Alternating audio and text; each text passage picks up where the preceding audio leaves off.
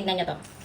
Oh, diba? Ang bula niya at ang lambot niya. Nagamit ko na siya and I love it. Alam niyo naman tayo mga mamis, maingat tayo sa pagpili ng mga product na gagamitin natin kay baby. Kaya sobrang saya ko na natagpuan ko to, which is the Rice Essence Shampoo and Body Wash from Tenderoo. So, isi-share ko sa inyo kung bakit ko to nagustuhan dahil ilang beses namin to ginamit na pampaligo kay baby. Una sa lahat, yung amoy niya, sobrang bango at sobrang gentle lang niya. Lalo na 3 to 4 days lang namin a week pinapaliguan si baby. So, kinabukasan, kahit punas-punas na lang, mabango pa rin siya kaya long-lasting pa yung amoy niya. At gentle nga siya kasi hindi na-irritate yung skin ni baby dahil shampoo na siya, body wash pa siya. So 2-in-1 na to, hindi ka na pahugot-hugot pa para paliguan si baby. So 'di ba hassle 'yun? Dapat mabilis pag pinaliliguan natin ng baby natin. Nandito na lahat ang kailangan mo during pinapaliguan mo siya. Next is yung mousse texture niya. Madali na lang paliguan si baby kasi mabula na siya. So hindi mo na siya kailangan pabulain pa. At isa pa, tingnan niyo yung bottle niya. Madali lang pindutin. Ayan oh. Hindi katulad ng iba pag gano'n.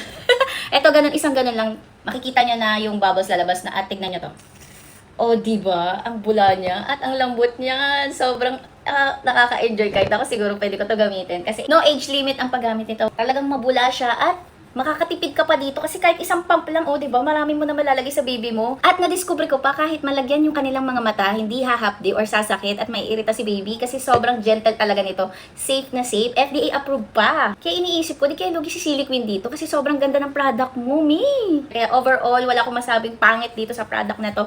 Sobrang ganda, sobrang love ko to. At recommended ko rin to sa mga nesting mom pa dyan. Or kahit hindi mom, pwede rin to gamitin ha. At naka-buy one take one yan ngayon mga loves. Ayan oh. Diyan sa yellow basket ko kung gusto nyo mag-avail din, get yours na. Baka maubusan pa kayo.